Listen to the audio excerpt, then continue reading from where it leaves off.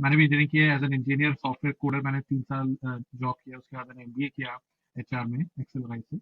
उसके बाद पिछले 17-18 साल से मैं HR as an HR professional काम कर रहा हूँ डिफरेंट डिफरेंट कंपनीज में। आपने नाम लिए कंपनीज के, आर्टेबिला ग्रुप, बेरो, स्नैपडील, अभी ओमेडिया नेटवर्क। और मेरा एक्सपीरियंस 17-18 साल में pretty much ऐसी कंपनियों में के साथ रहा है जो ग्रो कर रही हैं, सेटअप हो रही हैं। देखो, फर्स्ट थिंग मैं बताऊंगा, सबकी जर्नी जीरो से स्टार्ट होती है। जॉब में, प्रोफेशन में, करियर में, सबकी जर्नी जीरो से स्टार्ट होती है।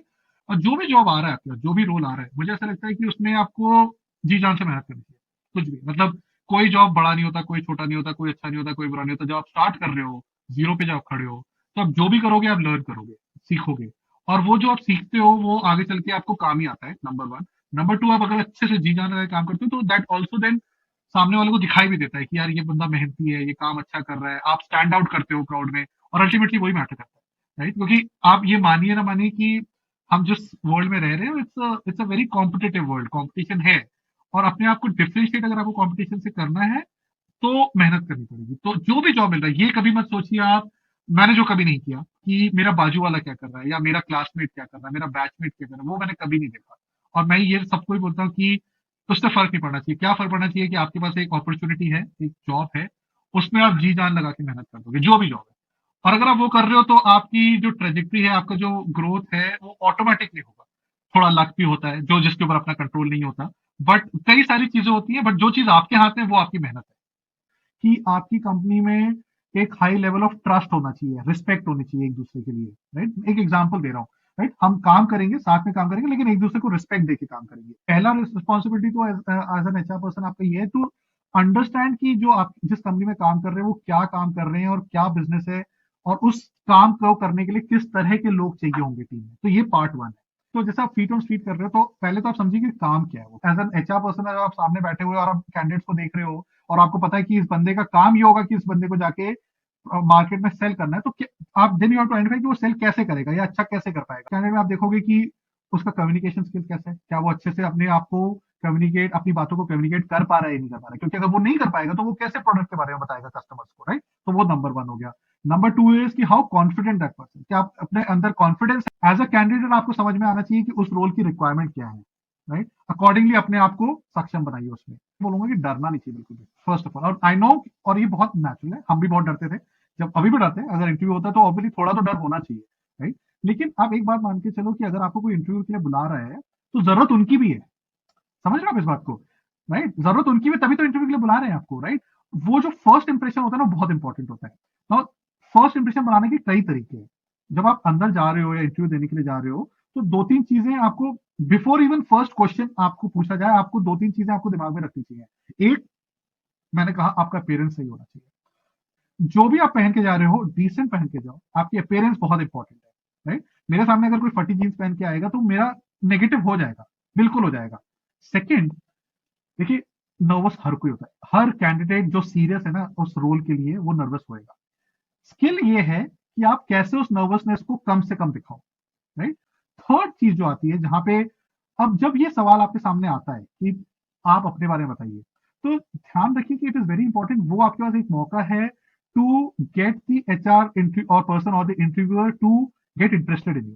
तो आप अपने बारे में कुछ यूनिक चीजें बताओगे तो आप मान के चलिए कि उसके ऊपर और सवाल आएंगे। फिर ना ज्यादा पॉसिबल हो, कोशिश करिए कि आप किसी के बारे में बुराई ना कर रहे हो, राइट? किसी इंडिविजुअल के बारे में, किसी कंपनी के बारे में बुराई ना करो। आपसे कई बार पूछा जाएगा कि आपको कोई सवाल करना है हमसे, इंटरव्यूअर पूछेगा आपसे, कई बार पूछेगा ये, या आपकी क्या एक्सपेक्टेशंस हैं जॉब से या रोल से या कंपनी से। तो कुछ तैयार करके जरूर जाइए, राइट? तो फॉर एग्जाम्पल, अगर वो आपसे पूछते हैं कि आपकी क्या एक्सपेक्टेशन है, राइट? तो कुछ नहीं तो आप ये जरूर बोलिए कि सर ये जॉब मेरे लिए जरूरी है, क्योंकि मैं अपना करियर शुरू कर रहा हूँ या करियर बनाना चाह रहा हूँ। और अगर आपसे पूछा जाए कि आपके लिए, आपके पास मेरे लिए कोई सवाल है, इंटरव्यूअर अगर आपसे बोल रहा है और आप बोलो नहीं मेरे पास कोई सवाल नहीं है, तो वो इतनी अच्छी बात नहीं है। आपके पास होना चाहिए कुछ पूछने के लिए। आप ये पूछिए कि अगर मैं यहाँ पे आके काम करना शुरू करता तो मेरा करियर पाथ क्या होगा, या मेरी ग्रोथ क्या होगी, ग्रोथ अपॉर्चुनिटीज क्या क्या है, ये आप पूछ सकते हैं, राइट? अगर आपकी ये पहली नौकरी है तो मुझे लगता है, और मेरा ये मानना है कि नौकरी स्टार्ट करना बहुत इंपॉर्टेंट है। नौकरी स्टार्ट करके उसको अच्छे से करना, मेहनत करके, जो भी आपको काम दिया जा रहा है उसको अच्छे से करना, कहीं ज्यादा इंपॉर्टेंट है 5, 10, 15 हजार रुपए नेगोशिएट करने से। ये मेरा मानना है। किसी भी रोल में जाओगे as as entry level, as a fresher, आपको सीखना पड़ता है। सेल्स में आपको प्रोडक्ट सीखना पड़ेगा, क्लाइंट से कैसे बात करनी है वो सीखना पड़ेगा, राइट, नेगोशिएट कैसे करते हैं वो सीखना पड़ेगा। ये सारी चीजें आप कंपनी में जॉब में अंदर आके ही सीख सकते हो। तो मैं एज अ इवेल्युएटर या एज एन एचआर पर्सन मैं ये बहुत इंपॉर्टेंट देता हूँ इस बात को कि जो कैंडिडेट है उसकी नई चीजों को सीखने की क्षमता इतनी है कि नहीं। डर लगेगा, आपको नर्वस होगे, बट दिखाओ नहीं, और वो तभी होगा जब आपको अपने ऊपर कॉन्फिडेंस होगा, राइट। फाइनल चीज मैं बोलूंगा, देखो कोई जॉब बड़ा छोटा नहीं होता। अपने आप को कंपेयर मत करना कभी किसी से, जरूरत नहीं है, राइट। क्योंकि देखो आज आप कहाँ से स्टार्ट कर रहे हो और 20 साल बाद कहाँ होगे किसी को नहीं पता, आपको भी नहीं पता, राइट। बट आप जहां स्टार्ट कर रहे हो वहां मेहनत अच्छे से करोगे, परफॉर्म करोगे और करते रहोगे तो ऑटोमेटिकली आपके चांसेस ग्रो करने के, सक्सीड करने के कहीं ज्यादा होंगे।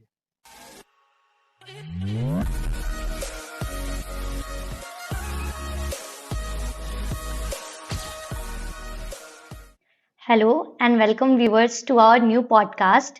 पहले के पॉडकास्ट सीरीज में हमने सेल्स के रिगार्डिंग, सेल्स के फियर्स के रिगार्डिंग और फील्ड सेल्स के प्रोज और कॉन्स के बारे में जाना था। आज हमारा न्यू पॉडकास्ट है एचआर के रिगार्डिंग कि इंटरव्यू राउंड में कैंडिडेट्स का पॉइंट ऑफ व्यू क्या होता है, एचआर के रिगार्डिंग एचआर का पॉइंट ऑफ व्यू क्या होता है कैंडिडेट्स के लिए, इसके बारे में डिस्कस करेंगे। आज हमारे साथ पॉडकास्ट में है मिस्टर सौरभ निगम सर, जिन्होंने स्नैपडील, आदित्य बिरला ग्रुप, बेरो जैसी कंपनीज में एचआर हेड किया है और अभी ओमेडियन नेटवर्क में एज अ एचआर एडवाइजर है। So hello sir and welcome on our podcast. Sir hi आप Aparna, thank you. Okay sir, तो प्लीज अपना एक इंट्रो दीजिए जिससे कि हमारे व्यूअर्स को पता चल सके। और सर अपने एक्सपीरियंसेस, आपकी जर्नी एज अ एचआर कैसी रही है, उसके बारे में सर कुछ बताइए। जी ज़रूर। So Aparna, first of all thank you मेरे को यहाँ इनवाइट करने के लिए और आपसे बात करने का मौका देने के लिए। तो जैसा कि आपने कहा, मैं सौरभ हूँ, I am an HR practitioner. तो वैसे मैं ग्रेजुएशन से इंजीनियर हूँ, मैंने इंजीनियरिंग की है, जैसा कि हमारी हमारी जनरेशन में pretty much हर कोई करता था। मैंने भी इंजीनियरिंग की है as an engineer software coder. मैंने 3 साल जॉब किया, उसके बाद मैंने एमबीए किया एचआर में एक्सेल से। उसके बाद पिछले 17-18 साल से मैं HR as an HR professional काम कर रहा हूँ डिफरेंट डिफरेंट कंपनीज में। आपने नाम लिए कंपनीज के, आदित्य बिरला ग्रुप, बेरो, स्नैपडील और अभी ओमेडिया नेटवर्क। और मेरा एक्सपीरियंस 17-18 साल में pretty much ऐसी कंपनियों में के साथ रहा है जो ग्रो कर रही हैं, सेटअप हो रही हैं। डिफरेंट एस्पेक्ट्स एचआर के मैंने काम किए हुए हैं, हायरिंग से लेके परफॉर्मेंस मैनेजमेंट, कॉम्पनसेशन, इन सब चीज़ों के ऊपर मैंने काम किया। टोटल अबाउट 20-21 साल का मेरा एक्सपीरियंस है। मैं करंटली बैंगलोर में हूँ। मैंने अपने प्रोफेशन में अलग अलग जगह काम किया है, पुणे, बॉम्बे, चेन्नई, दिल्ली और अभी बैंगलोर। तो ये हूँ। Thank you so much sir. Sir आपकी जर्नी के बारे में बताइए कि एज एचआर, मतलब लाइक सर आपने स्टार्ट किया होगा तो आप भी एक फ्रेशर रहे होंगे, जैसे जी हमारे जी जी बहुत सारे लोग कंपनीज में भी आते हैं। तो सर एज अ फ्रेशर और आज आप जहाँ पर हैं उसके बीच में जी क्या एक्सपीरियंस आपने सर गेन किया, क्या जर्नी जी रही है, उसके बारे में सर बताइए थोड़ा। जी जी। देखो, फर्स्ट थिंग मैं बताऊंगा, सबकी जर्नी जीरो से स्टार्ट होती है। जॉब में, प्रोफेशन में, करियर में, सबकी जर्नी जीरो से स्टार्ट होती है। आपके फंक्शन अलग हो सकते हैं, आप सेल्स में चालू करो या आप फाइनेंस में करो, मार्केटिंग में करो, एचआर में करो, शुरू आप जीरो से ही कर रहे हो, राइट। स्टार्ट लाइन सबकी जीरो से होती है। मेरा मानना हमेशा ये रहा है कि तो मैंने भी वैसे ही किया था। 2000 मैंने मैं 2002 2003 से नौकरी कर रहा हूँ, एचआर में 2007 से कर रहा हूँ, राइट। तो मैंने 2007 में जब नौकरी शुरू की थी तो मेरा मुझे याद है, मेरा पहला असाइनमेंट या पहला जॉब जो आदित्य बिरला ग्रुप में था वो आदित्य बिरला रिटेल जो उनकी कंपनी है उसमें था। ये जो मोर स्टोर्स जो देखते हैं आप, मोर रिटेल स्टोर। और मैंने जब ज्वाइन किया था तब एक भी स्टोर नहीं खुला था इंडिया में, वो स्टार्ट ही हो रहा था वो बिजनेस, राइट। तो आप इमेजिन कर सकते हो वो एक तरह का स्टार्टअप ही था एक बड़ी ऑर्गेनाइजेशन के अंदर। और मैं एक जिस टीम का हिस्सा था वो रिक्रूटमेंट एंड ट्रेनिंग करती थी स्टोर स्टाफ के लिए। जो आप स्टोर में जाते हो तो उसमें जो बच्चे दिखते हैं जो आपको हेल्प करते हैं शॉपिंग में, या कैशियर्स जो दिखते हैं, उनको रिक्रूट करना और उनको ट्रेन करके उनको स्टोर्स में डिप्लॉय करना, ये मेरा काम, मतलब मेरा और मेरी टीम का काम था। ये करता था मैं। मेरा पहला जॉब 2007 में ये था। आप ये मान के चलो कि उस टाइम रिटेल बिजनेस जो था इंडिया में बहुत नया था, ऐसा बहुत सारी कंपनीज नहीं थी। तो ये कैसे करना है, कहाँ ढूंढना है इन लोगों को, और स्टोर्स हमारे ऑल ओवर द कंट्री खुल रहे हैं, किस तरह की ट्रेनिंग दे रही है, सब नया था, सबके लिए ही नया था, मेरे लिए नहीं, सबके लिए ही नया था। और मुझे ऐसा लगता है जब आप स्टार्ट करते हो, और मैंने, मेरी चॉइस नहीं थी ये कि मुझे ये करना है, मेरे को ये दिया गया था, ये कंपनी, ये असाइनमेंट, ये रोल मुझे दिया गया था, मैंने नहीं बोला था कि मुझे रिटेल करना है। तो जब भी आप स्टार्ट कर रहे हो तो ये चॉइस आपके पास नहीं होती, आपके पास चॉइस होती है कि आपको आप इंटरव्यू दो, अच्छे से इंटरव्यू दो और आपके पास एक जॉब आता है, राइट। और जो भी जॉब आ रहा है आपके पास, जो भी रोल आ रहा है, मुझे ऐसा लगता है कि उसमें आपको जी जान से मेहनत करनी चाहिए। कुछ भी मतलब, कोई जॉब बड़ा नहीं होता, कोई छोटा नहीं होता, कोई अच्छा नहीं होता, कोई बुरा नहीं होता। जब आप स्टार्ट कर रहे हो, जीरो पे जब आप खड़े हो, तो आप जो भी करोगे आप लर्न करोगे, सीखोगे। और वो जो आप सीखते हो वो आगे चल के आपको काम ही आता है, नंबर वन। नंबर टू, आप अगर अच्छे से जी जान लगा के काम करते हो तो दैट ऑल्सो देन सामने वाले को दिखाई भी देता है कि यार ये बंदा मेहनती है, ये काम अच्छा कर रहा है, आप स्टैंड आउट करते हो क्राउड में। और अल्टीमेटली वही मैटर करता है, राइट। क्योंकि आप ये मानिए ना मानिए कि हम जिस वर्ल्ड में रह रहे हैं, it's a very competitive world, competition है। और अपने आप को डिफरेंशिएट अगर आपको कंपटीशन से करना है तो मेहनत करनी पड़ेगी। तो जो भी जॉब मिल रहा है, ये कभी मत सोचिए आप, मैंने जो कभी नहीं किया कि मेरा बाजू वाला क्या कर रहा है या मेरा क्लासमेट क्या कर रहा है, मेरा बैचमेट क्या कर रहा है, वो मैंने कभी नहीं देखा। और मैं ये सबको ही बोलता हूँ कि उससे फर्क नहीं पड़ना चाहिए। क्या फर्क पड़ना चाहिए कि आपके पास एक अपॉर्चुनिटी है, एक जॉब है, उसमें आप जी जान लगा के मेहनत कर दोगे, जो भी जॉब है। और अगर आप वो कर रहे हो तो आपकी जो ट्रेजेक्ट्री है, आपका जो ग्रोथ है, वो ऑटोमेटिकली होगा।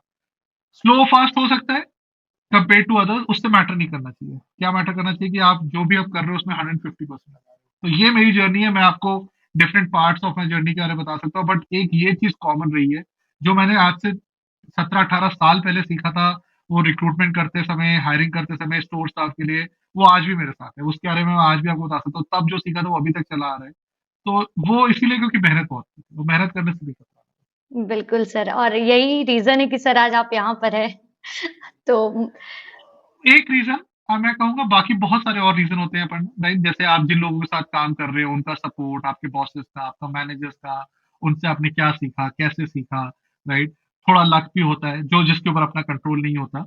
बट कई सारी चीजें होती हैं, बट जो चीज आपके हाथ में है, वो आपकी मेहनत बिल्कुल सर। सर, तो आपके अकॉर्डिंग किसी भी कंपनी को बिल्ड करने में एक एचआर का है। कितना इम्पोर्टेंट रोल होता है? आप एचआर वाले से पूछोगे तो मैं तो बोलूंगा बहुत इंपॉर्टेंट रोल, तो रोल होता है, लेकिन ऑब्वियसली होता है, राइट। क्योंकि देखिए, कंपनी जो है, आपकी कंपनी का एक बहुत अच्छा प्रोडक्ट हो सकता है, आपकी कंपनी का एक बहुत अच्छा सर्विस हो सकती है, आपकी कंपनी का बहुत अच्छी स्ट्रैटेजी हो सकती है, थिंकिंग हो सकती है, सब कुछ हो सकता है, राइट। आपकी कंपनी के पैसे भी हो सकते हैं। बट अल्टीमेटली जो उस कंपनी में जो डिलीवर करना है मार्केट में, राइट, अपने उनके कस्टमर्स को, उनके क्लाइंट्स को, वो डिलीवर तो लोगों ने ही करना है, राइट। तो अगर आप एक अच्छी टीम नहीं बना रहे हो, अगर आप एक अच्छी पॉलिसीज और प्रोसेसेस नहीं लेके आ रहे हो, अपने एचआर पॉलिसीज प्रोसेस कि आप उस टीम को कैसे मैनेज कर रहे हो, कैसे उनका परफॉर्मेंस एवेल्युएट कर रहे हो, कैसे कॉम्पनसेशन स्ट्रैटेजी उनकी डिसाइड कर रहे हो, ये सारी चीजें आती हैं, राइट। उसमें तो अगर वो आप सही से नहीं कर रहे हो तो आप एक अच्छी ऑर्गेनाइजेशन नहीं बना पा रहे हो।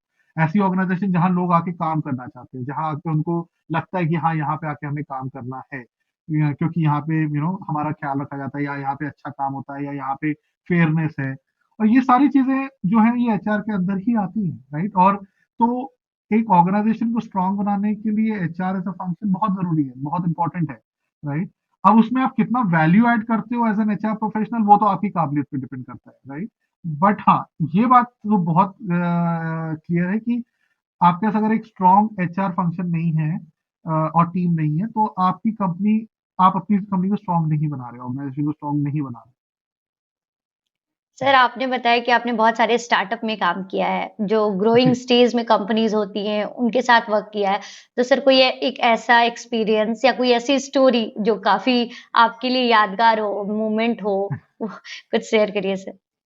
बहुत सारी हैं अपर्णा, लेकिन जैसे अगर आप उससे सिर्फ एक पूछो तो, जैसे स्नैपडील में अगर मैं आपको बताऊं, तो जब मैंने स्नैपडील ज्वाइन किया था 2014 में, राइट, तब ई कॉमर्स नया था, बहुत नया था कंट्री में। मैं आज से 10 साल की बात कर रहा हूँ, आजकल तो हर चीज ई कॉमर्स पे ही होती है, राइट।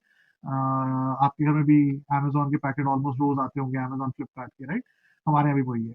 बट 2014 में ऐसा था नहीं, 2014 में ई कॉमर्स बहुत नया था, राइट। फ्लिपकार्ट भी नया, फ्लिपकार्ट फिर भी थोड़ा थोड़ा था, हुँ, स्नैपडील हुँ, भी हुँ। नया था, तो अमेजोन उस टाइम नहीं आया था। तो मुझे याद है जब मैंने स्नैपडील ज्वाइन किया था एज हेड ऑफ एचआर, तब स्नैपडील काफी छोटी थी company, in terms of team size शायद 800,000 लोग थे हमारे यहाँ। अप्रैल 2014 की बात कर रहा हूँ।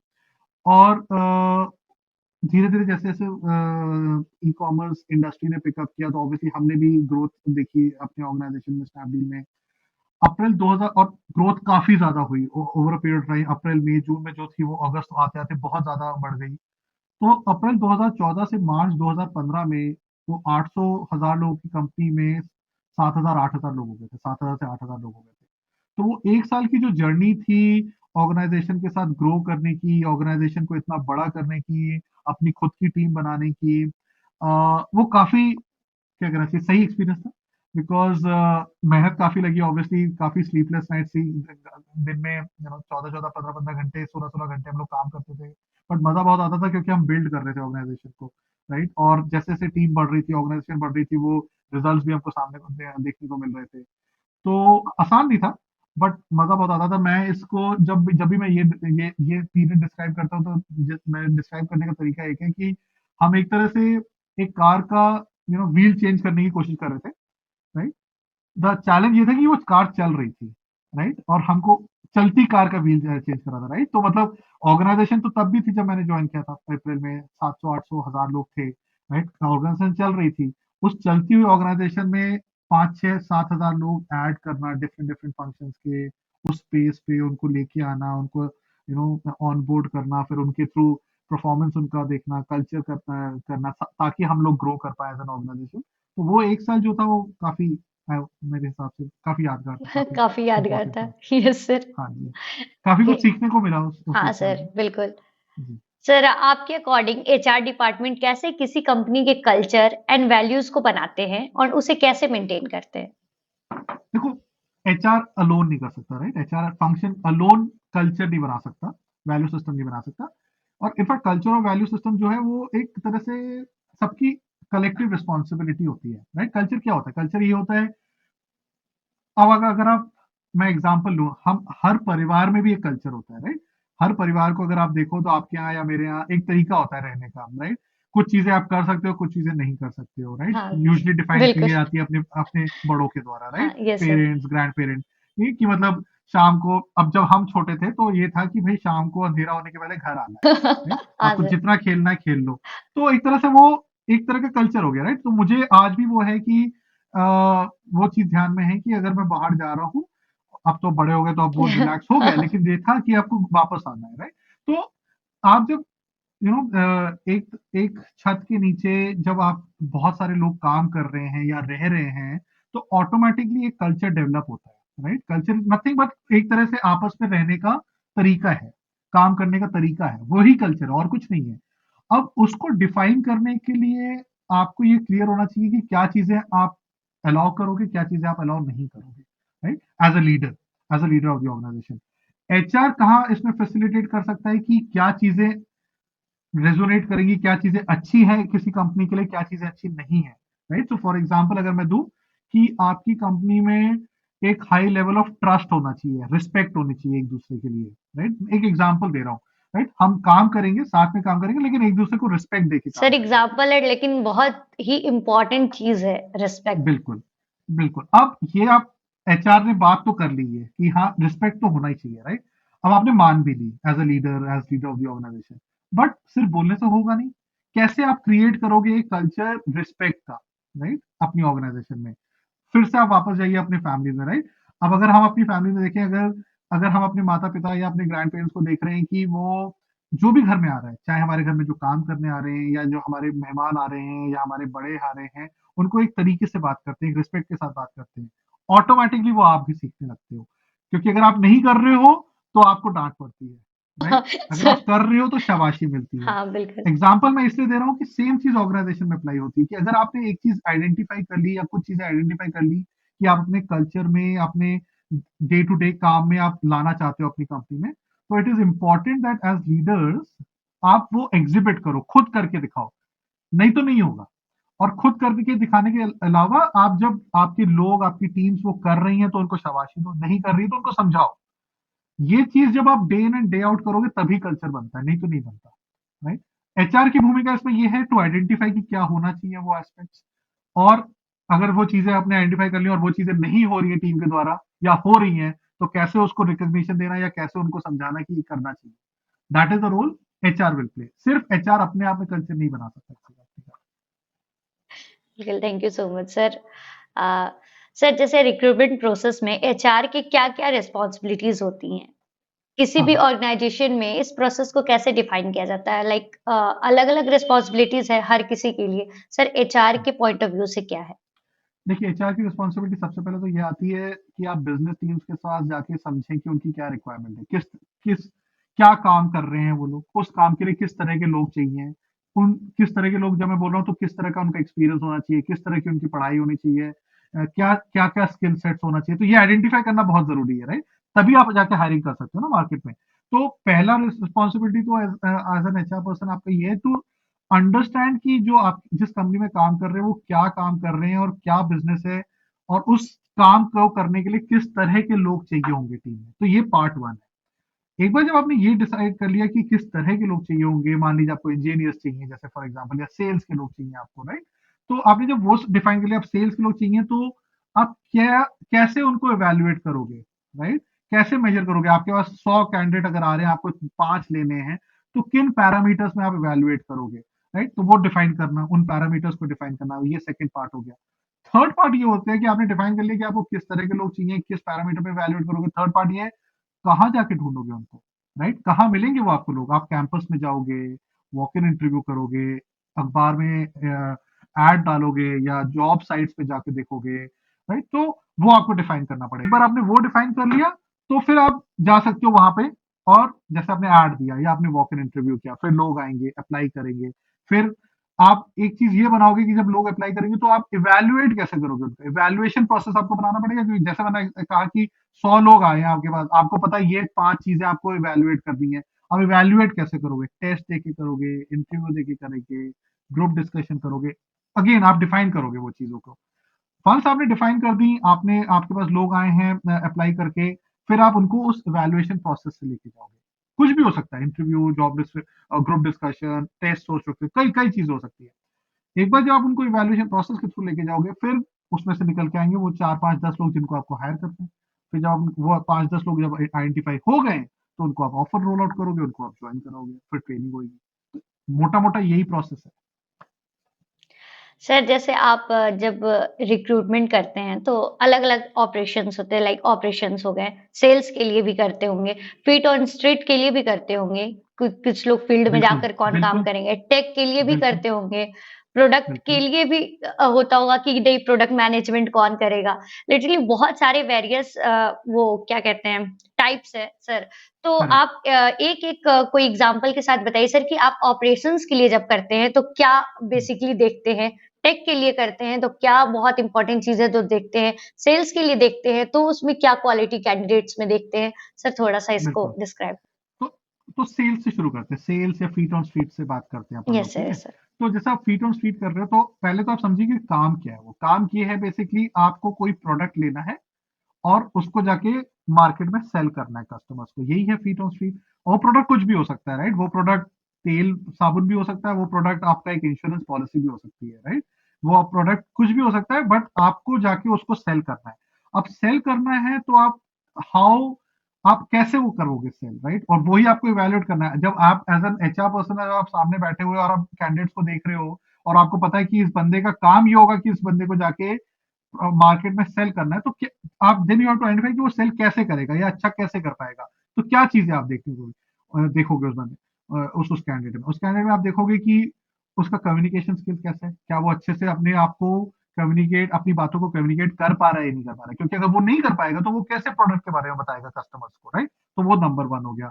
नंबर टू इज कि हाउ कॉन्फिडेंट दैट पर्सन, कि आप अपने अंदर कॉन्फिडेंस है कि नहीं। क्योंकि क्या होता है, जब आप सेल्स में जाते हो और जब आप सेल कर रहे हो, तो आप प्रोडक्ट के बारे में बता रहे हो, तो कस्टमर आपसे सवाल पूछेंगे, राइट? बट नेचुरल कस्टमर आपसे सवाल पूछेंगे, नेगोशिएट भी कर सकते हैं आपके साथ पैसे के ऊपर, राइट? तो अगर आप कॉन्फिडेंटली उस अपने कस्टमर का सवालों का जवाब नहीं दे पा रहे हो, तो आप सेल कर ही नहीं पाओगे, राइट? तो कम्युनिकेशन हो गया, कॉन्फिडेंस हो गया, आप कॉन्फिडेंटली अपने आप को बता पा रहे हो, अपनी बातें बता पा रहे हो, या क्वेश्चंस का आंसर दे पा रहे हो, नहीं दे पा रहे हो, वो सेकंड चीज होगी। थर्ड जो बहुत इंपॉर्टेंट पार्ट होता है किसी भी सेल्स पर्सन के लिए, स्पेशली फीट ऑन स्ट्रीट के लिए, इज कि आपका अपीयरेंस कैसा है, राइट? आप मान के चलो, अगर आप चल रहे हो, राइट? आप मार्केट में हो, राइट? या किसी मॉल में हो, कोई अगर आपके पास आके क्रेडिट कार्ड बेच रहा है, या आपको कोई किताब बेचने की कोशिश कर रहा है, राइट? और उस बंदे का अपीयरेंस सही नहीं है, राइट? फटे पुराने कपड़े पहने हुए हैं, बाल इधर उधर हो रखे हैं, आंखों में नींद भरी हुई है, आप बात नहीं करोगे, राइट? आप आप बाजू हो जाओगे, हम लोग यार कुछ तो गड़बड़ है, राइट? तो अपीयरेंस, ग्रूमिंग एंड अपीयरेंस बहुत इंपॉर्टेंट होता है, राइट? तो मैं ये नहीं कह रहा कि आपको फैशन स्टेटमेंट करना है या ये कुछ नहीं, बट हाउ यू अपीयर, आपका अपीयरेंस, आपके कपड़े, ये बहुत मैटर करता है, क्योंकि कस्टमर आपसे बात करना ही नहीं शुरू करेगा अगर आपके अपीयरेंस सही नहीं है, राइट? तो ये तीसरी चीज हो गई। तो कम्युनिकेशन हो गया, कॉन्फिडेंस हो गया, आपकी ग्रूमिंग एंड अपीयरेंस हो गया, ये तीन चीजें। चौथी फाइनल चीज इज आपकी ability to learn new things. क्योंकि क्या होगा, देखो, जब आप सेल कर रहे हो तो आपको प्रोडक्ट के बारे में सब कुछ पता होना चाहिए, तभी तो सेल कर पाओगे आप। हाँ, अगर बिल्कुल किसी सर। क्रेडिट कार्ड को बेच रहे हो या किसी आप तेल साबुन को बेच रहे हो, अगर आपको उसके फीचर्स ही नहीं पता है, राइट, तो आप मेरे को क्या बताओगे एज अ कस्टमर कि मैं कैसे बेच रहा हूँ, राइट? जस्ट बिकॉज आप देखने में अच्छे हो या आपने कपड़े अच्छे पहने या आप इंग्लिश अच्छी बोल रहे हो या हिंदी अच्छी बोल रहे हो, तो मैं नहीं खरीदूंगा ना, प्रोडक्ट अनलेस आप मुझे नॉलेज। कन्विंस। हाँ, प्रोडक्ट नॉलेज बहुत इंपॉर्टेंट है, बहुत उसके ज़्यादा। लिए आपकी योर आपकी ability to learn new things बहुत इंपॉर्टेंट है, बिकॉज ये पॉसिबल है कि आपने कंपनी ज्वाइन की, आप आज एक एक्स प्रोडक्ट बेच रहे हो, कल आप वाई बेचोगे, परसों जेड बेचोगे, राइट? तो हर बार आपको नई चीजें सीखनी है नए प्रोडक्ट के बारे में, और कितनी जल्दी सीखोगे वो आप ये विल डिपेंड डिफाइन कि कितना हुँ, अच्छा सक्सेस आप एज अ सेल्स पर्सन होगे। बिल्कुल। तो ये चार चीजें हैं मेरे हिसाब से, ये चार चीजें फॉर अ सेल्स पर्सन।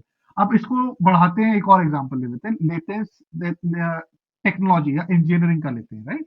अब इंजीनियरिंग में अगर आप हायर कर रहे हो या आप देख रहे हो, तो आप इंजीनियरिंग जो बंदा है या कैंडिडेट, आप उसमें क्या देख रहे हो, सबसे पहले आप ये समझो कि वो करेगा क्या, किस किस रोल के लिए आप हायर कर रहे हो। तो आप इंजीनियरिंग में अगर कोई कैंडिडेट हायर कर रहे हो, तो किस लिए हायर कर रहे हो? आएगा, वो कोड करेगा, प्रोग्रामिंग करेगा, राइट, फीचर्स बनाएगा या प्लेटफॉर्म बनाएगा, राइट? तो बट ऑब्वियस फर्स्ट थिंग जो आप किसी इंजीनियरिंग कैंडिडेट में देखोगे कि उस कैंडिडेट को वो जो टेक्नोलॉजी है या कोडिंग लैंग्वेज है वो आती है कि नहीं आती है, क्योंकि अगर वो ही नहीं आती होगी तो वो कोड कैसे करेगा, प्रोग्राम कैसे लिखेगा, राइट? तो वो नंबर वन हो गया। सेकेंड चीज हो गई उसकी अंडरस्टैंडिंग, और उस अंडरस्टैंडिंग को वो क्या, आप जो प्रोग्राम बनाने की कोशिश कर रहे हो, प्लेटफॉर्म बनाने चल रहे हो, उसमें वो रेप्लीकेट कर पाएगा नहीं। तो बेसिकली आप उससे ये सवाल जानना चाहोगे कि जो आप जो बनाना चाह रहे हो उसको कितना समझ में आता है, और उसको अपनी जो लैंग्वेज या अपनी जो स्किल सेट है उसको वहां पे डिप्लॉय करना आ पाएगा कि नहीं आ पाएगा। तो वो बेसिकली आप केस स्टडी देते हो या प्रॉब्लम स्टेटमेंट देते हो, कोडिंग प्रॉब्लम देते हो, ये इवेल्युएट करने के लिए। तीसरी चीज वेरी सिमिलर इज की कम्युनिकेट, क्योंकि अगर आपने प्रोग्रामिंग कर दी, कोड बना दिया, लेकिन अगर आप वो अपने इंजीनियरिंग मैनेजर को आप नहीं समझा पा रहे हो कि ये कोड बनाया है, कैसे बनाया है, इसको क्या करेगा ये कोड, और कैसे ये काम कर रहा है, तो वो कोई फायदा ही नहीं है फिर तो उसका। तो communication becomes equally important, right? चौथा आई वुड से कि बिकॉज क्या होता है, जब आप कोडिंग या इंजीनियरिंग का काम कर रहे हो तो आपको बहुत सारे लोगों के साथ काम करना होता है। सेल्स में तो आप इंडिविजुअल हो, आप जैसे सेल्स के साथ, मैं इसीलिए सेल्स के साथ ये एग्जांपल ले रहा हूँ, सेल्स में तो आपका प्रोडक्ट है, आप लेके गए, आप मार्केट में, आप इंडिविजुअल खड़े हुए हो। इंजीनियरिंग में क्या होता है, आपको बहुत सारे लोगों के साथ काम करना होता है, बिकॉज आप सिर्फ एक कोड नहीं लिख रहे हो, बहुत सारे कोड लिखे जा रहे हैं, वो सारे कोड मिलके एक प्लेटफॉर्म बनते हैं। तो आपकी your ability to work with each other, collaboration जो है बहुत इंपॉर्टेंट हो जाता है इंजीनियरिंग रोल में, राइट? तो ये चार चीजें मैं कहूंगा इंजीनियरिंग के लिए। अब समझने वाली बात यह है बढ़ना कि आप किसी भी रोल में जाओ, एज अ कैंडिडेट आपको समझ में आना चाहिए कि उस रोल की रिक्वायरमेंट क्या है, राइट? अकॉर्डिंगली अपने आप को सक्षम बनाइए उसमें। प्रायोरिटीज़ कि कौन से स्किल को प्रायोरिटी पे रखना है। एग्जैक्टली, क्योंकि ये मान के चलिए जिस भी रोल के लिए आप अप्लाई करोगे, उस रोल में आपको जो काम करना होगा उसी पे आपको एवेल्युएट किया जाएगा। बिल्कुल सर। ठीक है, ओके। और बताइए। Thank you so much sir, काफ़ी हेल्पफुल होगा। सर ये तो हो गई कि एचआर का पॉइंट ऑफ व्यू क्या होता है, एचआर की रिस्पॉन्सिबिलिटीज़, रोल्स क्या होते हैं। सर हम इस पॉडकास्ट के थ्रू जो हमारे तैयार प्लेसमेंट प्रोग्राम पे बच्चे एनरोल होते हैं, वो छोटे-छोटे सिटीज़ के होते हैं, फ्रेशर्स होते हैं, तो उनके हाँ, मन में इंटरव्यू का जो एक डर है, वो बहुत बड़ा होता है। सर लाइक उनको अगर कह दिया जाए कि आपका अगला राउंड एचआर राउंड है, तो वो उनका आधा कॉन्फिडेंस वहीं खत्म। अरे एचआर है, क्या बात करेंगे? डर लगता है। सर तो एक छोटी-सी चीज़ है कॉन्फिडेंस, जो कि वो हाँ जी, खत्म हो जाती है। ये सुनते ही जी, एक हाइप है हम्म, कि एचआर राउंड है, इसमें जाना है, कैसे करेंगे पता नहीं। तो सर आपके सामने तो कैंडिडेट्स आते होंगे तो 3 सेकंड आई थिंक इनफ होता है जानने के लिए कि ये बच्चा हमारे लिए है या नहीं है। उनके जी बॉडी लैंग्वेज वगैरह से। तो सर कुछ जनरल क्वेश्चंस बताइए पहले तो, जो बिल्कुल। एचआर के थ्रू पूछे जाते हैं बहुत स्टार्टिंग में, क्योंकि हमारे बहुत सारे बच्चे ऐसे ही हैं तैयार प्लेसमेंट प्रोग्राम पर जो फ्रेशर्स हैं, उनको बिल्कुल भी जी पता नहीं है। तो सर उसके बारे में थोड़ा बताइए आप। जी ओके, पहली बात तो जो आपने बोला ना डर जाते हैं, मैं ये बोलूंगा कि डरना नहीं चाहिए बिल्कुल भी, फर्स्ट बिल्कुल। Of all. और आई नो, और ये बहुत नेचुरल है, हम भी बहुत डरते थे, जब अभी भी डरते हैं। अगर इंटरव्यू होता है तो ऑब्वियसली थोड़ा तो डर होना चाहिए, राइट। लेकिन आप एक बात मान के चलो कि अगर आपको कोई इंटरव्यू के लिए बुला रहा है तो जरूरत उनकी भी है। हाँ, समझ रहे हो आप इस बिल्कुल, बात को, बिल्कुल सर। राइट। जरूरत उनकी भी, तभी तो इंटरव्यू के लिए बुला रहे हैं आपको, राइट। और कोई भी इंटरव्यू करने के लिए आपको रिजेक्ट करने के लिए नहीं बुला रहा है, आप समझो इस बात को। मैं अगर आज अपर्णा का इंटरव्यू लेता हूँ, राइट, किसी रोल के लिए, तो मेरे को रिक्वायरमेंट है ना अपर्णा या अपर्णा जैसे एक कैंडिडेट की वो रोल करने के लिए, तभी तो मैं इंटरव्यू ले रहा हूँ, बिल्कुल सर। राइट। तो मैं तो ये चाहूंगा कि अपर्णा अच्छा करे इंटरव्यू में, ताकि मैं उस रोल के लिए अपर्णा को ले लूं और मेरा काम खत्म हो जाए। समझ रहे हो आप, करेक्ट। तो मैं तो, मेरी रिक्वायरमेंट है नंबर वन। नंबर टू, जब मेरी रिक्वायरमेंट है और मैं आधा एक घंटा इन्वेस्ट कर रहा हूं आपके साथ बात करने में, मेरा आधा एक घंटा लगा रहा हूं ना आपसे बात करने के लिए, तो बिल्कुल। मेरा जितना डिसअपॉइंटमेंट आपको होगा अगर आपका इंटरव्यू क्लियर नहीं होता, उससे ज्यादा मेरा होगा, क्योंकि मेरा तो आधा एक घंटा वेस्ट हो गया अगर मैं ऐसे कैंडिडेट से मिल गया जो जो जो इंटरव्यू नहीं क्लियर हुआ, राइट। तो ये सब मैं आपको इसलिए बता रहा हूँ कि आप ये सोच के बिल्कुल मत जाया करो इंटरव्यू में कि सिर्फ आप ही के लिए वो इंपॉर्टेंट है। इंटरव्यू इंटरव्यू इंटरव्यूअर के लिए भी बहुत इंपॉर्टेंट होता है, राइट। क्योंकि आप समझो मेरे को वो रोल हायर करना है और मैं एक घंटा लगा रहा हूं आपके साथ, राइट। तो ये चीज अगर आप समझ के जाओगे कि जितना इंपॉर्टेंट आपके लिए वो इंटरव्यू है उतना ही इंपॉर्टेंट वो इंटरव्यूअर के लिए है, तो डर थोड़ा कम हो जाएगा। 100% नहीं जाएगा, कम हो जाएगा, नंबर वन। नंबर टू, जब आप जाते हो ना, तो एज आपने कहा कि मुश्किल से 1-2 मिनट लगता है समझने के लिए कि ये कैंडिडेट कर पाएगा कि नहीं कर पाएगा, राइट, ये काम। और वो जो फर्स्ट इंप्रेशन होता है ना, बहुत इंपॉर्टेंट होता है। और फर्स्ट इंप्रेशन बनाने के कई तरीके हैं। जब आप अंदर जा रहे हो या इंटरव्यू देने के लिए जा रहे हो, तो 2-3 चीजें आपको, बिफोर इवन फर्स्ट क्वेश्चन आपको पूछा जाए, आपको 2-3 चीजें आपको दिमाग में रखनी चाहिए। एक, मैंने कहा आपका अपेयरेंस सही होना चाहिए, राइट। तो आपने क्या कपड़े पहने हैं, आपने बाल ठीक से बनाए नहीं बनाए, आपने चेहरा ठीक लग रहा है। मैं फैशन स्टेटमेंट की बिल्कुल नहीं बात कर रहा हूँ, बट एक अपीयरेंस एक ठीक होना चाहिए। Appearance general. बहुत इंपॉर्टेंट है वो, बहुत ही ज्यादा इंपॉर्टेंट है, राइट। मैं ये बिल्कुल नहीं कहता कि आपको कोट पहन के ही जाना है, आप शर्ट पैंट पहन के चले जाओ, या अगर जैसे लेडीज में इट इज परफेक्टली फाइन अगर आप सलवार कुर्ता भी पहन रहे हो या साड़ी पहन रहे हो, डजेंट डिसेंट हो, मैटर। बट जो नॉर्मल भी हो। आप पहन के जा रहे हो हाँ, डिसेंट पहन के जाओ, आपकी बिल्कुल। अपेयरेंस बहुत इंपॉर्टेंट है, राइट। मेरे सामने अगर कोई फटी जीन्स पहन के आएगा तो मेरा नेगेटिव हो जाएगा, हाँ, बिल्कुल बिल्कुल हो सर, जाएगा, बिल्कुल। ठीक है। तो नंबर वन इज अपियरेंस। मैं अभी आपके फर्स्ट इंप्रेशन पे जा रहा हूँ, फर्स्ट इंप्रेशन बहुत इंपॉर्टेंट होता है। सेकंड, देखिए, नर्वस हर कोई होता है, हर कैंडिडेट जो सीरियस है ना उस रोल के लिए वो नर्वस होएगा। और सर ये बहुत नेचुरल है, नर्वस होना। मैं भी होता हूँ, मैं भी बिल्कुल। होता हूँ, right? हर कोई होता है, कोई कितना भी सीनियर क्यों ना हो जाए। आप जब किसी से इंटरव्यू करने के लिए जा रहे हो, तो बट नेचुरल है कि नर्वसनेस होगी। स्किल ये है कि आप कैसे उस नर्वसनेस को कम से कम दिखाओ, राइट। कई तरीके हो सकते हैं, राइट। तो वो कॉन्फिडेंटली वॉक करना, अगर वो शेक हैंड कर रहे हैं आपके साथ तो आप कॉन्फिडेंटली शेक हैंड करिए, चेहरे पे एक स्माइल रखिए, right. These are the things जो आपको करनी चाहिए ताकि आप एक एज अ कॉन्फिडेंट पर्सन दिखाई दो, बहुत जरूरी है वो। क्योंकि नर्वसनेस अगर होगी तो आप किसी भी रोल में देख लो कि आपको ना, नर्व अब जैसे सेल्स का ही रोल देख लीजिए, मैं बोल रहा हूँ कॉन्फिडेंस बहुत जरूरी है बंदे में, राइट, सेल करने के लिए। और अगर वो कॉन्फिडेंस मुझे नजर नहीं आ रहा है इंटरव्यू में फर्स्ट इंप्रेशन में, तो मेरा तो इंप्रेशन खराब ही हो गया ना। मतलब मैं तो ये देखूंगा यार ये बंदा हाँ, कॉन्फिडेंट बिल्कुल। तो है नहीं, कैसे करेगा। हाँ सर। तो आपको अपने तरीके निकालने पड़ेंगे टू मेक श्योर कि आप अपनी नर्वसनेस दिखा नहीं रहे हो। नर्वसनेस है सबको, ठीक है, ये तो इंटरव्यूअर को भी पता है कि नर्वस तो होगा बंदा, हाँ, that right. Is the point sir. But but interviewer को ये भी दिखेगा कि ये लड़का ये लड़की नर्वस है, लेकिन इसने बहुत अच्छे तरीके से उस नर्वसनेस को कंट्रोल करके रखा है बाय हिज और हर बिहेवियर। आपका स्माइल करने का तरीका, आपका चलने का तरीका, आपका बैठने का तरीका, बैठ के आप हाथ पैर नहीं हिला रहे हो फॉर एग्जाम्पल, राइट। वो सब तरीके चीजें हैं जिससे बॉडी लैंग्वेज से समझ में आता है कि इंसान नर्वस है, सो नर्वस है। तो वर्क ऑन, ये बहुत इंपॉर्टेंट है कि आप एज अ कैंडिडेट इन चीजों के ऊपर बहुत ध्यान दें कि आप अपनी नर्वसनेस दिखा नहीं रहे हो। नर्वसनेस होगी जरूर, लेकिन that is the second. Appearance हो गया, कॉन्फिडेंस हो गया। थर्ड चीज जो आती है जहां पे इनवेरिएबली आपसे एचआर वाला, एचआर का पर्सन विल आस्क यू, जैसे आपने मुझसे शुरू में पूछा कि आप अपने बारे में बताइए, राइट, आपने मुझसे पूछा, राइट। बहुत नेचुरल है, क्योंकि मैं तो जानता नहीं हूँ आपको, मेरे पास सिर्फ आपका एक सीवी है, और सीवी में हर चीज नहीं लिखी जाती, राइट? अब जब ये सवाल आपके सामने आता है कि आप अपने बारे में बताइए, तो ध्यान रखिए कि इट इज वेरी इंपॉर्टेंट, वो आपके पास एक मौका है टू गेट द एचआर और पर्सन और the interviewer to get interested in you. अब मैं इसको एक्सप्लेन करता हूँ। देखो, आपका सीवी तो मेरे पास है, आपने कहाँ से पढ़ाई की, आपके कितने नंबर आए हैं, आप कहाँ अभी काम कर रहे हो, ये सब लिखा हुआ है उसमें, राइट? और अगर अब मैं आपसे पूछ रहा हूँ कि अपर्णा आप अपने बारे में बताइए, और आपने सिर्फ वही चीजें बताई जो उसमें लिखी हुई हैं, तो गलत नहीं है, लेकिन कुछ डिफरेंट भी नहीं है, राइट? 9 में से 10 कैंडिडेट वही करेंगे। बट अगर आप मेरे को कुछ ऐसी बातें बता सकते हो अपने बारे में जो कि इंटरेस्टिंग है, जो कि डिफरेंट है, जो कि यूनिक है आपके बारे में, राइट, जो कि शायद सीवी में नहीं लिखी है, सर, राइट, 1-2 एग्ज़ाम्पल?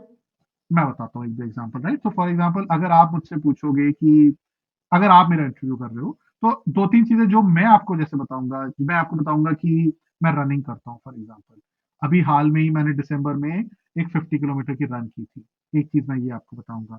दूसरी चीज बताऊंगा, मेरे को ट्रैवलिंग का बहुत शौक है, राइट? मैं इंडिया के ऑलमोस्ट हर स्टेट में जा चुका हूँ घूमने के लिए, राइट? ये सब चीजें मेरे सीवी में नहीं लिखी होंगी, राइट? तो जब आप मुझसे पूछोगे सौरभ अपने बारे में बताइए, तो मैं अगर ये दो तीन चीजें आपको बताऊंगा, तो आपको सडनली लगेगा हाँ यार, ये बंदे में कुछ तो डिफरेंट है, कुछ तो इंटरेस्टिंग है, okay, correct? Yes sir, correct. Right? तो अगेन वो कुछ भी चीज हो सकती है, वो कुछ भी हो सकता है। लाइक फॉर एग्जांपल, आपका, अगर मैं रिसेंटली एक कैंडिडेट से बात कर रहा था, उन्होंने बताया कि ना, मैं अपना एक यूट्यूब चैनल मैंने पिछले साल शुरू किया, जहां पे मैं नई नई रेसिपीज डालती हूँ अपनी, राइट? मुझे कुकिंग का शौक है, और मैं नई रेसिपीज डालती हूँ वहां पे।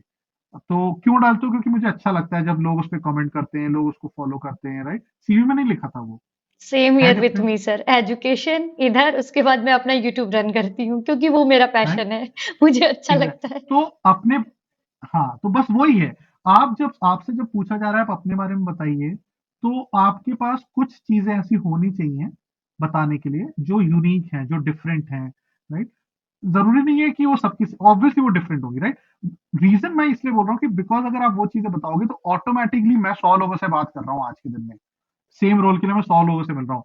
अगर कोई एक कैंडिडेट मेरे को ऐसी चीजें बताए जो डिफरेंट है उसके बारे में, राइट? देखो, सेल्स के रोल अगर आप देख लो या इंजीनियरिंग का रोल देख लो, क्वालिफिकेशन सबका सेम होगा, राइट? नंबर थोड़े बहुत ऊपर नीचे हो जाएंगे, राइट? जॉब सब लोगों ने सिमिलर किया होगा, राइट? तो वो तो सबका सेम ही होने वाला है। बट अगर आप मुझे ऐसी चीजें बताओगे तो मेरा इंटरेस्ट है, फिर मैं बोलूंगा अच्छा बात करते हैं, राइट? और इनवेरिएबली क्या होता है पढ़ना, जब आप ऐसी चीजें बताते हो, अपनी यूनिक चीजें बताते हो अपने बारे में, जैसे अगर मैं अभी आपको बताऊं कि मैं रनिंग करता हूँ पढ़ना, और अभी मैंने हाल ही में 50 किलोमीटर की रन की, राइट? आप क्या पूछोगे मुझसे, नेक्स्ट क्वेश्चन क्या पूछोगे मुझसे, अगर मैंने आपको पहला आंसर ये दिया कि आप अपने बारे में बताइए, मैंने आपको ये बताया, आप पूछोगे मुझसे थोड़ा और बता, अच्छा रनिंग कब से कर रहे हो, आप कैसे करते हो, कैसे करते, क्या स्टेमिना क्या कैसे बिल्ड करते हो, अचीवमेंट लिए हो रनिंग में? करेक्ट? क्या स्टेमिना कैसे बिल्ड करते हो, प्रैक्टिस कैसे करते हो, ट्रेनिंग कैसे करते डाइट हो, यही सब कैसे पूछोगे लेते ना? हो? अपने डे को शेड्यूल कैसे करते हो?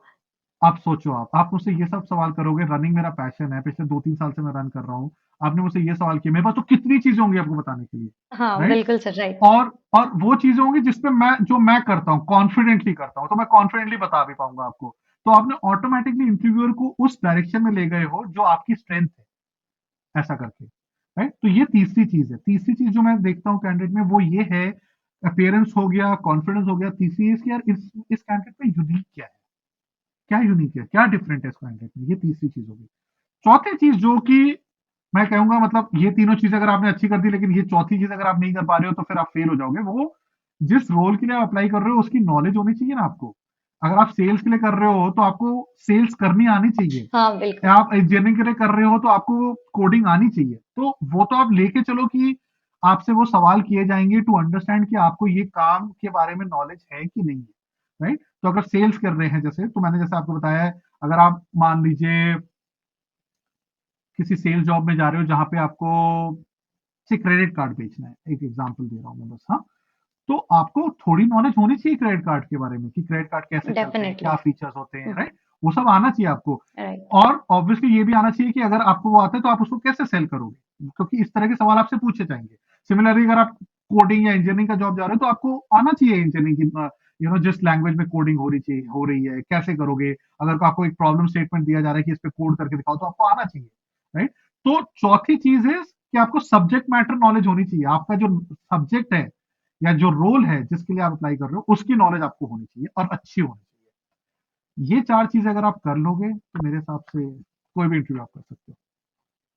Thank you so much sir, ये बहुत ही ज़्यादा हेल्पफुल होगा बट हमारे हाँ, ओवरआर्चिंग है, डरने की जरूरत नहीं, जो मैंने बोला, बिकॉज एज ए सेड वो इंटरव्यूअर को भी उतनी ही जरूरत है आपकी जितनी आपको जॉब की जरूरत है। वॉइस वर्सा है सर, दोनों को ही। तो नर्वस होना इज़ नेचुरल, लेकिन हैंडल करना आना चाहिए।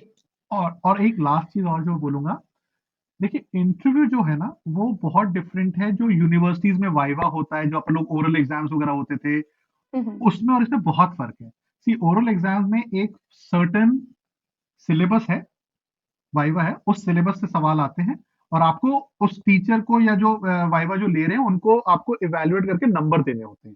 तो वो सिर्फ एक ही चीज पे आपको इवेल्युएट कर रहे हैं, वो आपका नॉलेज के ऊपर, उस सब्जेक्ट के नॉलेज के ऊपर। इंटरव्यू जैसा मैंने कहा, subject knowledge is only one part जिसके ऊपर आपको इवेल्युएट किया जा रहा है। आपकी कॉन्फिडेंस, आपकी यूनिकनेस, आपकी अपियरेंस, आपका कम्युनिकेशन स्किल, इन सारी चीजों के ऊपर आपको इवेल्युएट किया जा रहा है। और देयरफॉर आपको एज एन, जब आप इंटरव्यू ले रहे हो तो उसको आप एक तरह से मान के चलिए कि एक बातचीत हो रही है, एक कॉन्वर्सेशन हो रहा है ये, जहां पे जो आपसे कॉन्वर्सेशन कर रहा है वो आपको और अच्छे से जानने और समझने की कोशिश कर रहा है। इसको बिल्कुल। आप एज अ वाइवा मत लीजिए, क्योंकि अगर आप वाइवा लोगे तो आपको लगेगा कि बस ये 10 क्वेश्चन है, इसी में से पूछा जाएगा। ऐसा कभी नहीं होगा। ये कॉन्वर्सेशन मान के चलिए, अब आपने और मैंने ये कॉन्वर्सेशन स्टार्ट की थी, राइट? मुझे नहीं पता था आप मुझसे राइट। क्या क्या सवाल करने वाले हो, राइट? यस। तो बट हम कॉन्वर्सेशन कर रहे हैं, तो इंटरव्यू को ऐसा कॉन्वर्सेशन मान के अगर चलोगे तो अपने आप कॉन्फिडेंस भी आएगा आपको।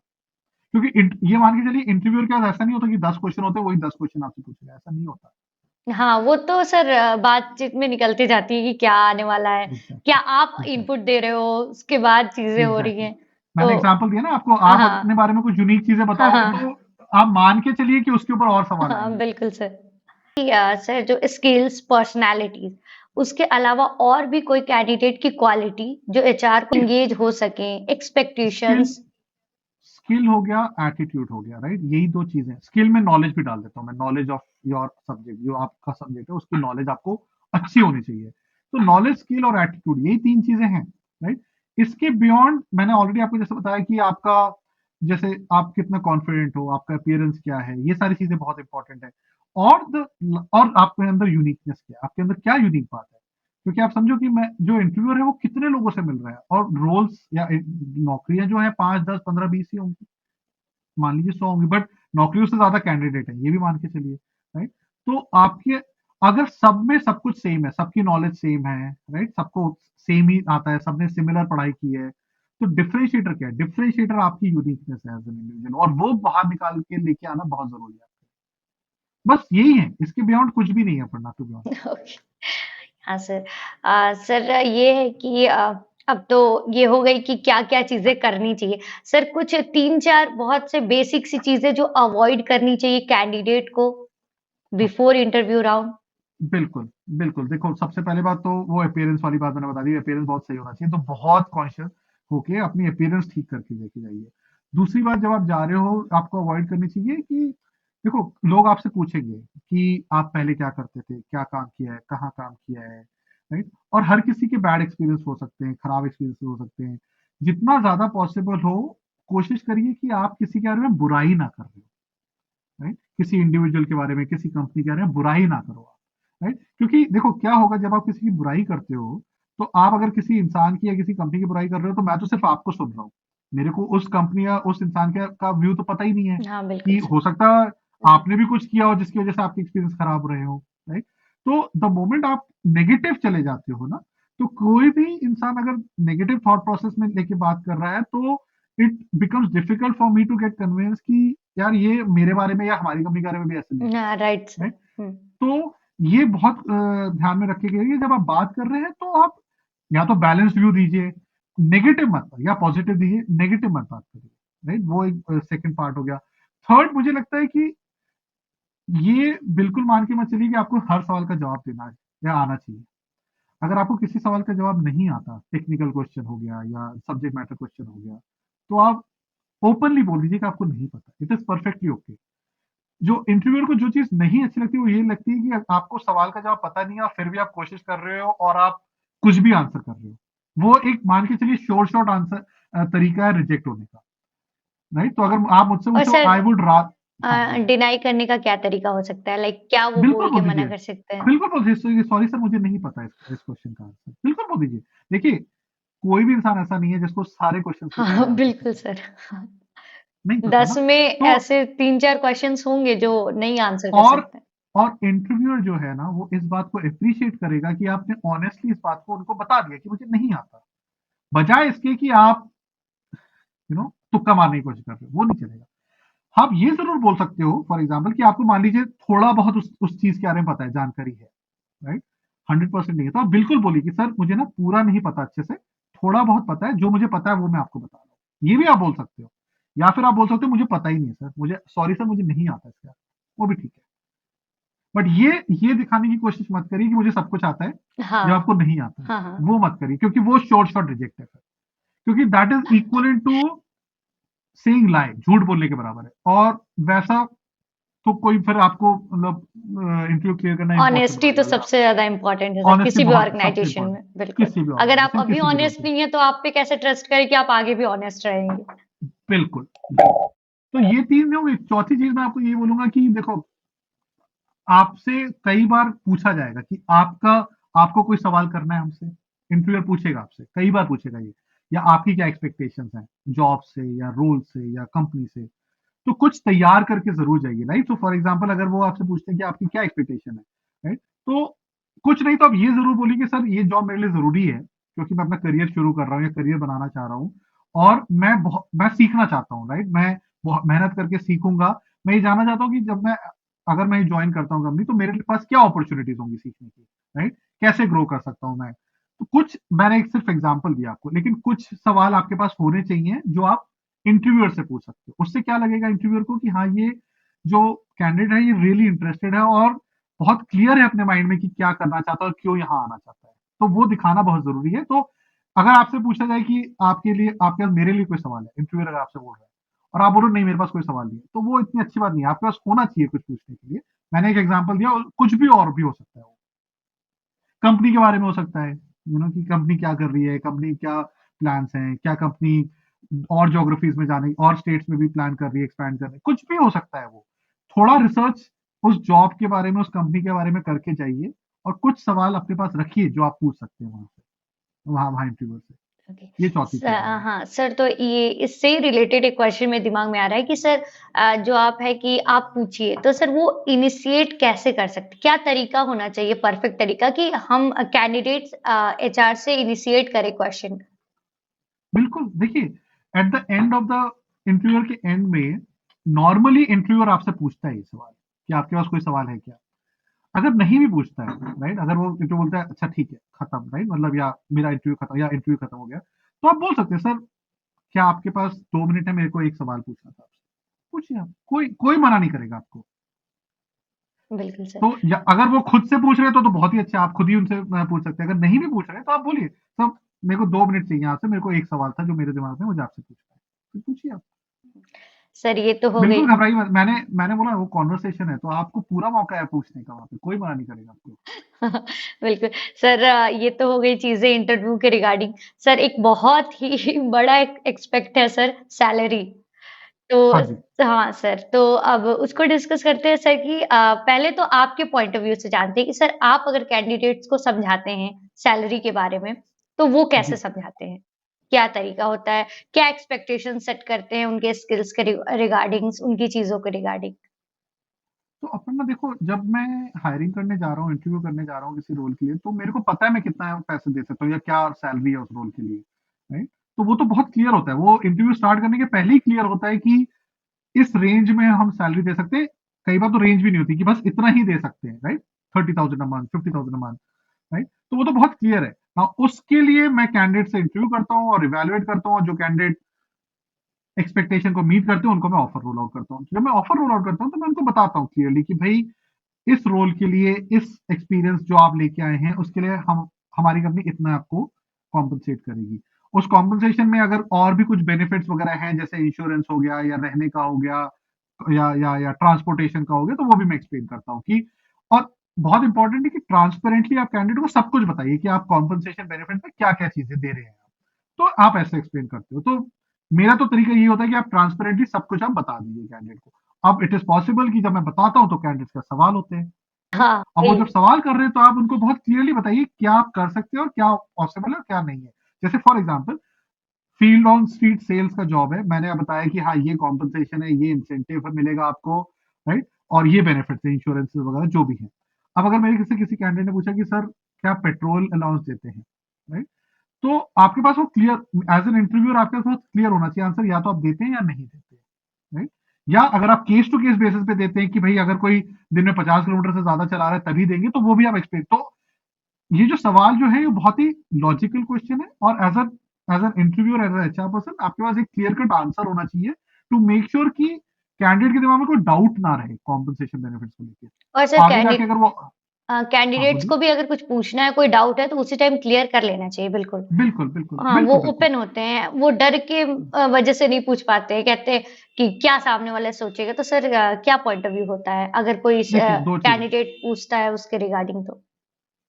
देखिए आपका सवाल पूछना बिल्कुल गलत नहीं है, कोई इंटरव्यूअर आपसे बुरा नहीं मानेगा अगर आपने सवाल पूछा। इवन कॉम्पनसेशन को लेकर, सैलरी को लेकर बिल्कुल पूछिए आप मेरे को। मैं तो इस बात को बहुत ज्यादा बढ़ावा देता हूं कि अगर आपके दिमाग में कोई भी सवाल है तो आप उसी टाइम पूछिए, बजाय इसके कि आप ज्वाइन करने का पूछे, राइट। तो आप बिल्कुल पूछ लीजिए, और ये दिमाग से बिल्कुल निकाल लीजिए कि इंटरव्यूअर क्या सोचेगा अगर मैंने सवाल कर लिया, ऐसा कुछ भी नहीं है। आप बिल्कुल पूछिए उस क्वेश्चन को। Now it is also possible कि आपको जो बताया जा रहा है आपको ठीक लग रहा है, आपके पास कोई और सवाल नहीं है, तो आप बिल्कुल बोलिए, आप थैंक यू भी बोलिए इंटरव्यूअर की, सर ये बिल्कुल ठीक है, I am fine with this, मैं आगे बढ़ना चाहता हूँ। बट क्वेश्चन जो आपका है कि आपको सवाल करना चाहिए नहीं करना चाहिए, बिल्कुल करना चाहिए। अगर कोई भी डाउट है, जैसे मैंने तो एक पेट्रोल अलाउंस का एग्जांपल दिया आपको, आपका अकोमोडेशन का क्वेश्चन है, आपको इंश्योरेंस का क्वेश्चन है, या आपको लग रहा है कि ये जो सैलरी ऑफर कर रहे हैं 30,000 मंथ ये कम है, राइट, तो आप बोल सकते हैं कि सर ये मेरी एक्सपेक्टेशन से कम है, क्या इज देयर एन अपॉर्चुनिटी, या क्या ये ज्यादा हो सकता है, राइट, क्योंकि मैंने ऑलरेडी 3 साल नौकरी की हुई है, एग्जाम्पल दे रहा हूँ, क्या ये वो नजर में रखते हुए क्या इसको 30 को 40,000 किया जा सकता है। आप बिल्कुल पूछिए, इसमें कुछ गलत नहीं है। हो सकता है इंटरव्यूअर बोले कि कर सकते हैं, हो सकता है मना कर दें, उस पर आप चेंज नहीं कर पाओगे उसका व्यू, बट आपको अपना आपका पक्ष रखने का तो पूरा पूरा हक हाँ, है, खुद बिल्कुल का मत पूछिए। डाउट क्लियर करने का तो पूरा हक है। बिल्कुल बिल्कुल। ओके। सर, तो माय नेक्स्ट क्वेश्चन इज कि वर्क इन्वायरमेंट और टीम डायनामिक्स के बारे में कैंडिडेट्स को क्या पता होना चाहिए? किसी कंपनी में, हाँ सर, किसी भी कंपनी में। देखिए यही सारे सवाल हैं जो आपको पूछने चाहिए, बिकॉज आपको किसी कंपनी के बारे में उनकी वेबसाइट देख के या सोशल मीडिया में पढ़ के थोड़ा ही पता कर सकते हाँ, हैं, बिल्कुल सर। ज्यादा नहीं हाँ। पता अंदर क्या हो रहा है आपको नहीं पता हो, राइट। दो तरीके हैं, एक तो आप इंटरव्यूअर से खुद सवाल करिए कि सर यहाँ काम करने का तरीका कैसा है, कल्चर कैसा है, राइट, वर्क टाइमिंग्स क्या है, राइट, ये सारे सवाल आपको पूछने चाहिए। या कई बार तो इंटरव्यूअर खुद ही बताएगा, नहीं बता रहे तो आप पूछिए उनसे, एक नंबर वन है। नंबर टू, अगर आपके जान पहचान में ऐसे लोग हैं जो उस कंपनी में ऑलरेडी काम करते हैं, राइट, आपके सीनियर्स हो गए या आपके मेंटर्स हो गए या आपके बैच के या पढ़ाई करने वाले, उनसे बात करिए, उनसे जानिए आप, राइट। ये बहुत इंपॉर्टेंट है कि आपको ये पता होना चाहिए, एटलीस्ट थोड़ी बहुत समझ होनी चाहिए कि उस कंपनी में काम करने का इन्वायरमेंट कैसा है, और वो आपको पूछ के ही पता चलेगा। थोड़ा बहुत आप रिसर्च कर सकते हो वेबसाइट में जाके या पढ़ के, बट बियॉन्ड दैट नहीं पता चलेगा, तो वो आपको पूछ के ही पता चलेगा। और वो सवाल आपको, जैसे मैंने बोला, कुछ सवाल आपके पास होने चाहिए, कुछ सवाल ये भी हो सकते हैं कि आप कंपनी के बारे में जानिए अपने इंटरव्यूअर से। सर, तो आप कैसे इंट्रोड्यूस करते हैं कल्चरल वैल्यूज को, इन्वायरमेंट को? मैं एज मैं एज एन एचआर पर्सन और as a candidate, as a HR person. तो मैं बात करता हूँ, जैसे अगर मुझसे आप मेरे कंपनी के बारे में पूछेंगे तो मैं बात करूंगा, एक कि यहाँ पे किस तरह के लोग काम करते हैं, राइट, किस तरह के बैकग्राउंड के लोग काम करते हैं, कैसे काम करते हैं, आपस में इनके रिलेशनशिप कैसे हैं, हम लोग कोलैबोरेट कैसे करते हैं, राइट, उस बारे में बात करूंगा, विच इज अबाउट कि लोगों के बारे में बात करूंगा। सेकेंड में बात करूंगा कि कंपनी लोगों के लिए क्या क्या करती है, राइट, लोगों के ध्यान कैसे रखती है, क्या पॉलिसीज है, क्या प्रोसेस है, लीव्स कितनी मिलती हैं, वर्क फ्रॉम होम है कि नहीं है, राइट, वो सारी चीजें बात करूंगा, इंश्योरेंस है कि नहीं है।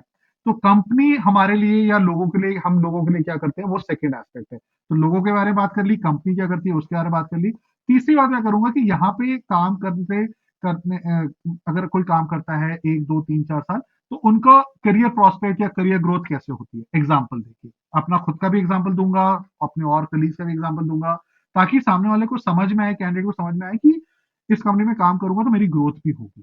तो ये तीन चीजें हैं जो मैं बात करता हूँ। ओके सर, तो जॉब ऑफर के समय कैंडिडेट्स और एचआर को किस तरह से नेगोशिएशन करना चाहिए सर? किस बारे में नगो सर जॉब किसी भी एक्सपेक्ट पर, लाइक सर ये सैलरी एक्सपेक्ट तो आपने बता ही दिया, कल्चरल वैल्यूज आपने बता दिया सर। फिर भी और भी ऐसे बेसिक सी चीजें होती हैं जो कि कैंडिडेट्स को पूछना होता है, बट चीजें वो उनको स्टॉप करती हैं। तो सर देखिए, दो। सबसे सबसे इम्पोर्टेंट तो कल्चर, काम करने का तरीका ये है। सेकंड आपकी सैलरी है, राइट? यही दो चीजें हैं बेसिकली। तीसरी ये भी हो सकती है कि भाई जो आप काम कर रहे हो, वेट करने के लिए, एक चीज ये भी हो सकती है कि आप ये पूछिए कि अगर मैं यहाँ पे आके काम करना शुरू करता तो मेरा करियर पाथ क्या होगा, या मेरी ग्रोथ क्या होगी, ग्रोथ अपॉर्चुनिटीज क्या क्या है, ये आप पूछ सकते हैं, राइट? चौथी चीज हो सकती है कि आपकी लोकेशन क्या होगी, वो भी हो सकती है। बट एक चीज मान के चलिए कि बहुत ज्यादा नेगोशिएट करना भी सही नहीं है, ठीक है ना? दैट इज क्योंकि द क्वेश्चन सर, यही मैं हाँ, पूछना चाह रही बहुत थी। हाँ। बहुत ज्यादा नेगोशिएट करना भी नहीं चाहिए आपको, स्पेशली अगर आप एज अ फ्रेशर जा रहे हो। ठीक है, अगर आपकी ये पहली नौकरी है तो मुझे लगता है और मेरा ये मानना है कि नौकरी स्टार्ट करना बहुत इंपॉर्टेंट है। नौकरी स्टार्ट करके उसको अच्छे से करना, मेहनत करके जो भी आपको काम दिया जा रहा है उसको अच्छे से करना कहीं ज्यादा इंपॉर्टेंट है 5, 10, 15 हजार रुपए नेगोशिएट करने से। ये मेरा मानना है।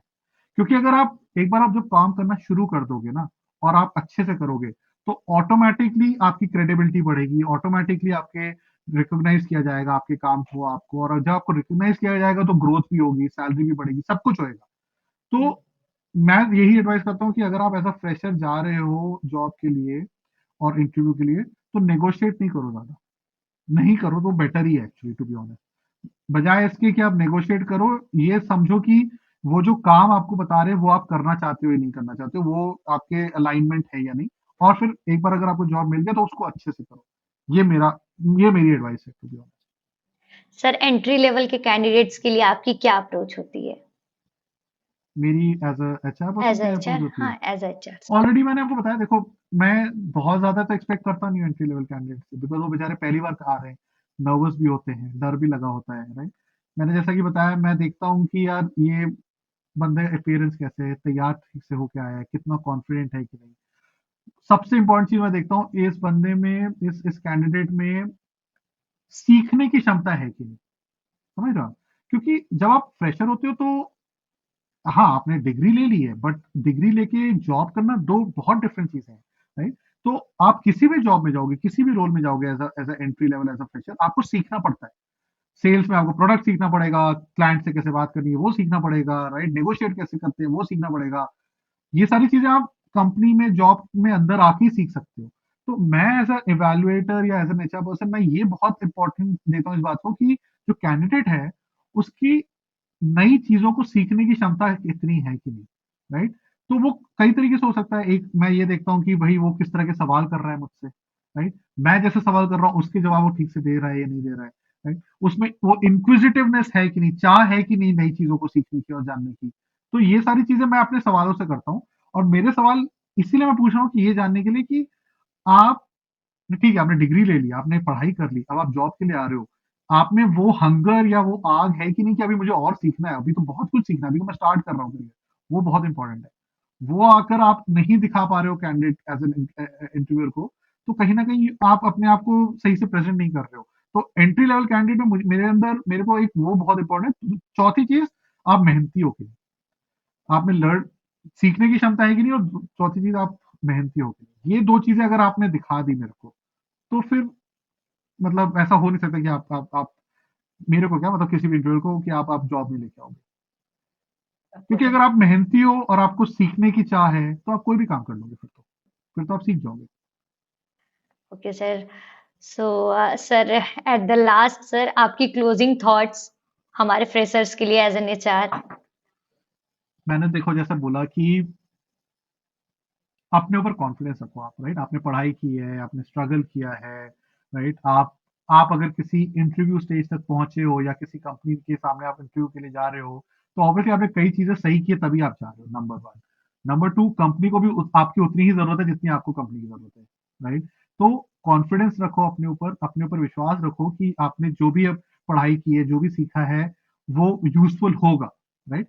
एक कंपनी में नहीं होगा, दूसरी में होगा, दूसरी में नहीं होगा तो तीसरी में होगा, राइट? वो कॉन्फिडेंस अगर आप नहीं रखोगे तो आप परफॉर्म नहीं कर पाओगे इंटरव्यू में, राइट? तो वो बहुत इंपॉर्टेंट है। डरना तो बिल्कुल भी नहीं, राइट? मतलब डरना बिल्कुल भी नहीं, थोड़े सॉरी गलत हो गया। डर लगेगा आपको, नर्वस होगे, बट दिखाओ नहीं, और वो तभी होगा जब आपको अपने ऊपर कॉन्फिडेंस होगा, राइट? फाइनल चीज मैं बोलूंगा, देखो कोई जॉब बड़ा छोटा नहीं होता। अपने आप को कंपेयर मत करना कभी किसी से, जरूरत नहीं है, राइट? क्योंकि देखो, आप एज अ फ्रेशर आप होते हो 19 20 21 साल के होते हो, आप जब आप जाते हो, आप जब अपना करियर स्टार्ट करते हो, हमने भी उसी स्टेज पे किया था, राइट? अगले 20 25 25 30 साल आपको नौकरी करनी है टिपिकली, राइट? बहुत लंबी जर्नी है, राइट? तो आज आप कहाँ से स्टार्ट कर रहे हो और 20 साल बाद कहाँ होगे, किसी को नहीं पता, आपको भी नहीं पता, राइट? बट आप जहां स्टार्ट कर रहे हो वहां मेहनत अच्छे से करोगे, परफॉर्म करोगे और करते रहोगे, तो ऑटोमेटिकली आपके चांसेस ग्रो करने के, सक्सीड करने के कहीं ज्यादा होंगे, है ना? आप अगर सिर्फ क्रिप करते रहोगे, यार ये अच्छी नहीं है नौकरी, या ये बहुत काम कराते हैं, या ये लेट नाइट कराते हैं, या मेरे उस फ्रेंड को देखो उसको 5,000 से ज्यादा मिलता है, तो आप ये मान के चलो वो आपको फॉरवर्ड तो नहीं लेके जा रहा, आगे तो नहीं लेके जा रहा वो चीज आपको। आगे आपको आपकी मेहनत ही लेके जाएगी और आपका काम लेके जाएगा, तो सिर्फ उस पर फोकस करो। मैं आपको गारंटी तो नहीं दे सकता, लेकिन हाँ ये जरूर श्योरिटी दे सकता हूँ कि आपके चांसेस लाइफ में और अपने करियर में सक्सीड करने के कहीं ज्यादा हो गए अगर आप ये थॉट प्रोसेस और ये माइंडसेट लेके चलोगे, बजाय इसके कि आप क्रेप कर रहे हो, दूसरों को देख के परेशान हो रहे हो। वो सब नेगेटिव है, वो सब मत रखो आप, बस यही है, इतना ही है। तो thank you so much sir अपना इतना वैल्यूएबल टाइम देने के लिए। और एज अ कैंडिडेट मैंने भी बहुत कुछ सीखा है, क्योंकि मैंने भी अभी कोई ऐसा इंटरव्यू फेस नहीं किया है इस लेवल का। बिल्कुल। तो सर, तो मैं अगर इसको एक समरी में लूंगी तो मेरे लिए इम्पोर्टेंट चीजें यही है: कॉन्फिडेंट रहो, ऑनेस्ट रहो, और बिल्कुल। हमेशा ओपन आंसर करो। ऐसे आंसर्स मत करो जो क्लोज हो जाए, खत्म हो जाए, सामने से कोई बिल्कुल। फिर से रिटर्न में कुछ पूछा ना जा सके। तो दैट बिल्कुल। Is for me. And nervous तो सब होते हैं, दिखाओ मत। हाँ, दिखाओ दिखाओ मत। हैंडल नर्वस सब है, करो। सब है नर्वस। आपके ओके, हाथ में उस नर्वसनेस को कंट्रोल करना और दिखाना बिल्कुल। है। Okay sir, thank you so much sir. I hope ये बहुत ही ज़्यादा हेल्पफुल होगा हमारे कैंडिडेट्स के लिए, तैयार प्लेसमेंट प्रोग्राम पे आने वाले हर फ्रेशर्स के लिए। So okay sir, thank you so much again, and bye thank bye you sir. Aparna. Thank you Aparna, thank you very much, मुझे बहुत मजा आया आपसे बात करके। Same here sir.